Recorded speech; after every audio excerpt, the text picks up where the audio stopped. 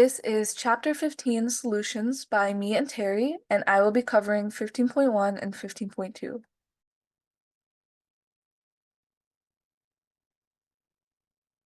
So the first part of this chapter deals with the characteristics of solutions, and solutions can exist as gases, liquids, or solids depending on the state of its solvent, and the solvent is always the dissolving medium.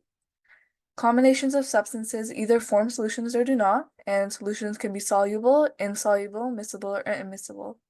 Soluble is a substance that will dissolve in a solvent. Insoluble is a substance that will not dissolve in a solvent. Miscible are two liquids that are soluble in each other.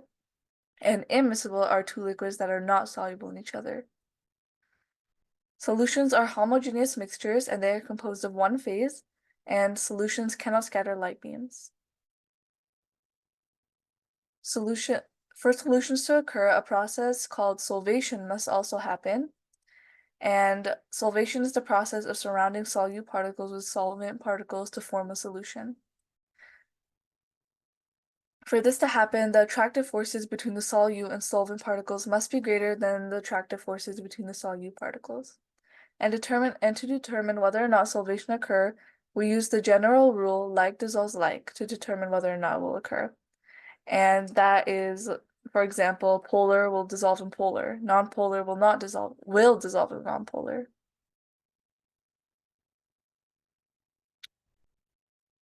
The factors that affect the rate of solvation are agitating the mixture, increasing the surface area of the solute, and increasing the temperature of the solvent.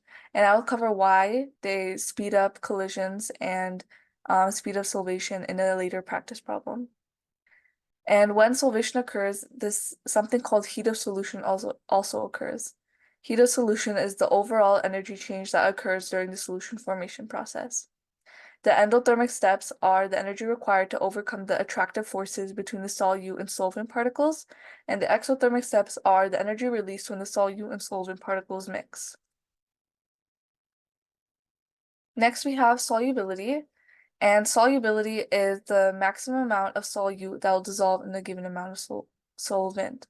We can have three different kinds of solutions: saturated, unsaturated, or supersaturated. If you look at this picture here, saturated solutions contain the maximum amount of dissolved solute for a given amount of solvent at a specific temperature and pressure.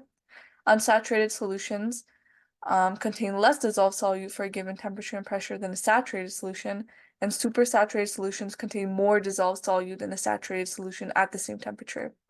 You use saturated solutions as a point of comparison to determine whether or not a solution is unsaturated or supersaturated.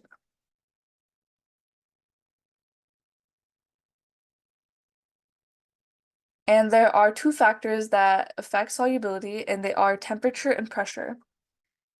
Many substances are more soluble at higher temperatures except for gaseous substances.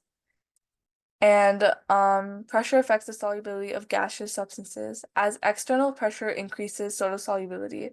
And this relationship can be expressed in an equation, which is Henry's law. And Henry's law states that at a given temperature, the solubility of a gas in a liquid is directly proportional to the pressure of the gas above the liquid. And so if one goes up, the other goes up. And if one goes down, the other goes down. And the equation is S1 over P1 equals S2 over P2. And S is solubility and P is pressure.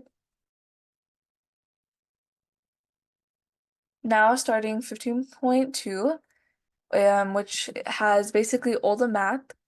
For vocab, we're just going to go through concentration because I'll explain the rest when I talk about the formulas. So concentration is a measure of how much solute is dissolved in a specific amount of solvent or solution. So we have 6 different formulas to express concentration. Percent by mass is the mass of solute divided by the mass of solution multiplied by 100. Percent by volume is the volume of solute over the volume of solution times 100. Molarity is moles of solute over liters of solution. Molality is moles of solute over kilogram of every kilogram of solvent. And the mole fraction is these two equations. N of A stands for number of moles of solvent, N of B stands for number of moles of solute. to determine which equation you use, you just have to figure out if your problem wants the number of moles of solute or the number of moles of solvent. If it would want solute, you use this equation. If it would want solvent, you would use this equation. And then with diluting stock solutions, there is one formula that comes with it, which is M1 times V1 equals M2 times V2. And M stands for molarity, V stands for volume. So now we're going to be doing 6 different practice problems. So the first one is a concept-based question, and it says, describe the main factors that affect the rate of solvation and how they affect the solvation of both solid and gaseous solutes. The main factors are agitating the mixture, increasing the surface area of the solute, and increasing the temperature of the solvent. Agitating the mixture allows for more solvent and solute particles to come in contact more often. It distributes the solute particles throughout the solvent. Increasing the surface area allows for more solute and solvent particles to come into contact with each other more often, and you can do this by breaking the solute into smaller pieces. And increasing temperature increases the kinetic energy, and therefore it allows the solvent and solute particles to come in contact more often. Next, we have some math-based problems. So this question states that the solubility of carbon dioxide in water is 1.737 grams per liter at 139.6 kilopascals. What would be the solubility at 439.2 kilopascals? So in this question, we're going to be using Henry's law because we have solubility and pressure, and we're going to figure out what information is given. So we have the initial solubility, we don't have the final solubility, we have the initial pressure, and we have the final pressure. So we're going to plug all these numbers into our equation, and we're going to solve for S2, and our final answer ends up being 5.46 grams per liter. Next, we have, what is the molarity of a solution created using 322 grams of calcium chloride with enough water to create a 1016 milliliter solution? So of course, we're going to figure out that we need to use the molarity equation. And we're going to convert the grams of solute to moles of solute because that's what our equation requires. So we're going to divide calcium chloride by its molar mass to get 2.090 moles. And then we're going to convert milliliters to liters because that's also required in our equation. And we're going to get 1.016 liters. We're going to plug that into our formula by dividing the two numbers. We're going to get 2.8. We're going to get a 2.85 molarity. Next, we have, what is the molality of a solution created using 88.6 grams of lithium chloride and 538 milliliters of water? So we're going to use the molality formula, which is moles of solute divided by kilograms of solvent. We're going to convert grams of lithium chloride to moles. So we're going to divide it by its molar mass and get 2.09 moles. We're going to convert milliliters to kilograms by first multiplying by its density to get from milliliters to grams, and then we're gonna convert to kilograms from there.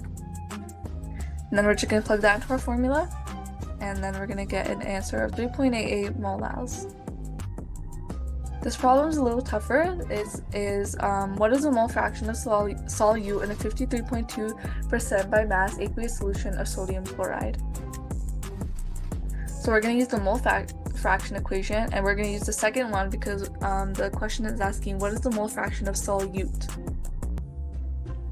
So we're going to convert grams of solute to moles of solute, and by doing this, we are given a percentage of 53.2, and we're going to realize that 53.2 grams is divided by 100 grams because it's a percent, and that 100 grams is going to be the whole solution. So to get the amount of solvent, we're going to subtract these two numbers to get 46.8. So we have 53.2 grams of solute and 46.8 grams of solvent, which is water because this is an aqueous solution. And then we're going to convert grams to moles, and we're going to divide each one by its molar mass, and then we're going to plug that into the formula for moles of solute. And we get that 3.51 by adding these two numbers. And our final answer is 0.259. Our last problem is a dilution one. So this states that if you have a solution with a concentration of 71.3 molarity and you want to dilute it to 726.1 milliliters of a 4.44 molarity solution, what volume of the original solution do you use? So we have this equation, And then we are going to figure out what we're given. So we're given the initial molarity, not given the initial volume, and we're given the last two pieces of information. So we're going to just plug that all into our formula, and we get a final answer of 45.2 milliliters. And that is 15.1 and 15.2.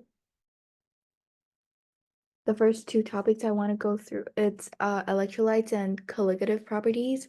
So electrolytes are ionic compounds that conduct electric in an aqueous solution.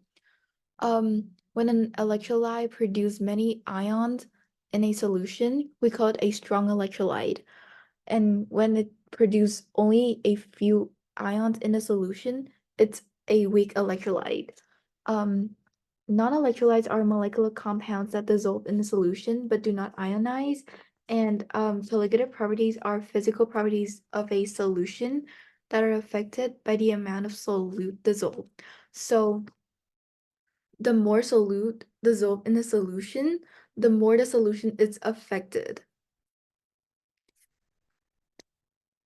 And then now we're discuss through some practice problem from the Unit 7 test on chapter 14 and 15 in third quarter that we did.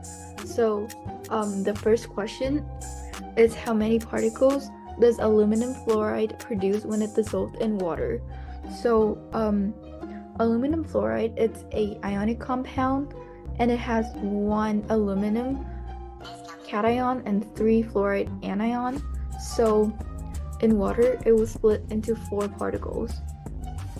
And the second question, it's how many particles does a sucrose produce when dissolved in water? So a sucrose, it's a molecular compound, so it will not split in water. Hence, the number of particles we have in the solution will only be 1. And next, we're going to talk about the 3 colligative properties that the book mentioned. So the first one, it's vapor pressure lowering. So vapor pressure, it's the amount of solvent particles that escape the solution. And when the solute particles gather at the surface of the solution, it will limit the solvent particles from evaporating. And fewer solvent particles escape will result in a decreasing of vapor pressure. And the second colligative property that the book mentioned, it's boiling point elevation. So recall that the boiling point, it's when the external air pressure is equal to the vapor pressure of the solution. So since the vapor pressure decreased due to the solute particles in the solution, the boiling point have to increase to balance the vapor pressure with the external pressure. So Kb is the difference in boiling point of the pure solvent and the solution with the exact same solvent, but has one molality of non-volatile solute. So for water, this value will be 0.512 degrees Celsius over 1 molality. And the formula to calculate the boiling point elevation of all substances, it's the boiling temperature is equal to the initial boiling temperature of the solvent added to the change in temperature. And the change in temperature, it's the Kb multiplied by the molality of the substance. And then the third colligative property, it's freezing point depression. So at regular freezing point of solvent particles, the solute will interfere with the intermolecular forces between these particles. And in order to reduce the kinetic energy of the solute, the freezing point must decrease. So the Kf for freezing point depression is also similar to the Kb of the boiling point elevation, but instead it is the difference between the freezing point of the pure solvent and the solution with 1 molarity non-volatile solute. So for water, this value it's 1.86 degrees Celsius over 1 molarity. And the formula for this freezing point depression, it's the freezing temperature is equal to the initial temperature minus the change in temperature, or delta T. And delta T is equal to the Kf multiplied by the molality. And next we're going to go through the 2 practice problems that use the 2 formulas that we discussed. So the first problem is to calculate the boiling point of a solution that contains 550 grams of sucrose in 1350 grams of water. So the first step is to calculate the amount of sucrose in mole. So it will be 550 over 342.34, which is the mass over the molar mass, will get us 1.61 mole of sucrose. And the second step is to calculate the molarity using the formula mole of solute over kilogram of solvent. So in this case, the mole of solute is 1.61 and the kilogram of solvent will be 1.350, and the molarity of the solution is 1.19 molarity. And the next step is to calculate the change in temperature.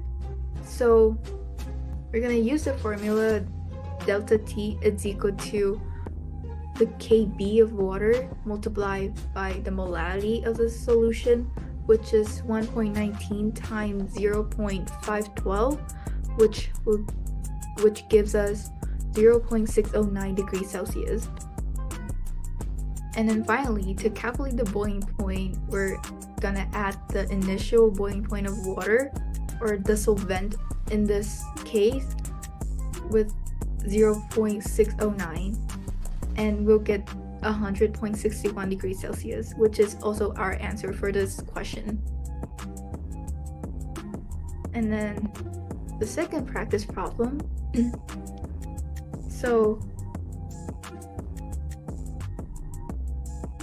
in this problem, we'll have to find the mass of potassium hydroxide when given the freezing point and the mass of solvent. So the first step is to calculate the change in temperature. So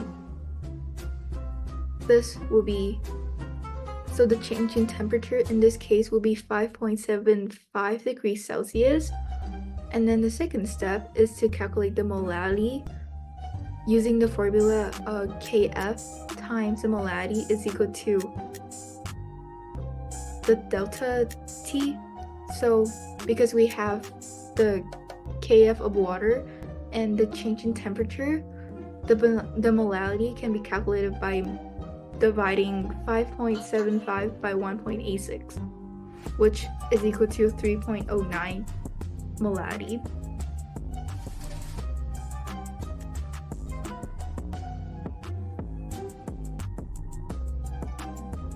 And then the next step is to calculate the amount of KOH in mole. So we can use the formula the molarity formula, which is mole of solute over kilogram of solvent. And in this case, it's mole over 1.525 is equal to 3.09, and we'll get the mole of KOH is equal to 4.71 mole. But because in water, KOH will split into 2 ions, which is K plus and OH minus. We will divide this number 4.71 by 2 to get the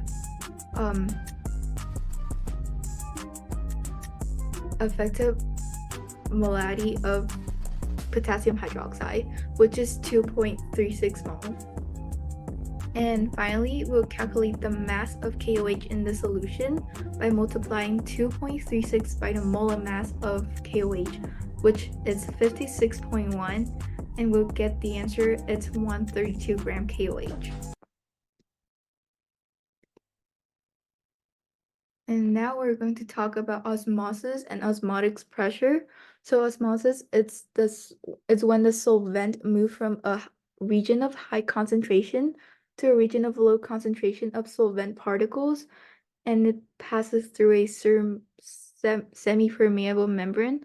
And osmotic pressure, it's the pressure caused by the solvent particles on the low concentration side moving to the high concentration side. And then in 15.4, we talk about two types of heterogeneous mixture. So the first type, it's a suspension, which is a mixture that contains particles that will fall into the bottom of the solution if left undisturbed. These particles are so-called suspended particles. And the second type of heterogeneous mixture, it's a colloid, which is a mixture of intermediate size of particles. And in terms of size, suspension would have the largest size of particles, and colloid because it had intermediate size, and in solution, particles had the smallest size. There are different types of colloid, and they diverse in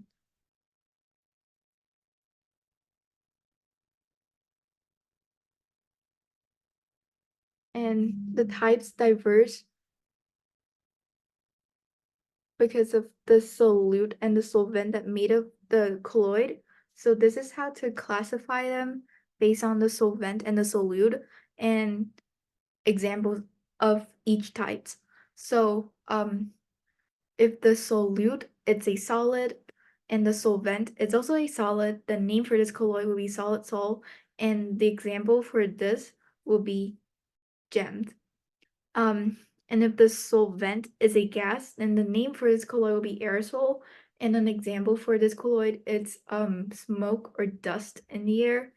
And if the solvent is a liquid, then this colloid is called sol, and an example for this, it's paint. If the solvent is a liquid and the if the solute is a liquid and the solvent is a solid, then this colloid is called solid emulsion, and examples for this type of colloid could be butter or cheese. If the solvent it's a gas, then this colloid is called aerosol, and an example for this would be cloud. And if the solvent it's a liquid, then the name for this colloid will be emulsion, and an example for this an example for this would be milk.